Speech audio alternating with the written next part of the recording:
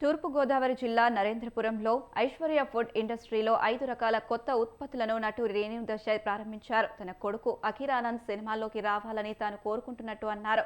విజయవాడ రాజమండ్రి మధ్య పచ్చని అందాలు చూసేందుకు 2 కళ్ళు చాలలేదన్నారు. ఏపీలో తెలుగు సినీ పరిశ్రమ అభివృద్ధి చెందితే తనకు సంతోషమేనన్నారు. మూగజీవుల సంరక్షణ పట్ల చిన్నప్పటి నుంచి ఆసక్తి ఉందని వెల్లడించారు. సామాజిక సేవా కార్యక్రమాల కోసం తన కుమార్తె ఆత్య పేరుతో ఫౌండేషన్ పెట్టినట్లు చెప్పారు.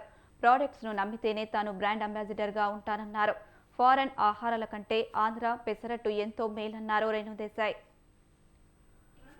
డైటింగ్ చేస్తాను, అందుకని నేను అన్నం మానేస్తున్నాను, గోధుమ పిండి తింటున్నాను, రోటీ తింటున్నాను అంటే అది నిజంగా చెప్పాలంటే అది కరెక్ట్ కాదు. It is what I believe. మీరు బియ్యం తినాలి, అన్నం తినాలి, కానీ ఒక లెక్కతో తినండి. మరి ఇక తింటే అది వర్కౌట్ అవ్వదు. But this is your food. అన్నం, బియ్యం రవ ఉప్మా ఇది మీ ట్రెడిషనల్ ఫుడ్. ఇది మీరు పక్కన పెట్టేసి ఏదో ఫారెన్ నుంచి ఇంపోర్ట్ చేసిన గ్రెయిన్స్ తిని it is not good for your health. So we should really మనం నిజంగా all of us should be very happy that Sridhar గారి ప్రొడక్ట్స్ ఐశ్వర్య కంపెనీ ద్వారా మనకి తీసుకొచ్చారు.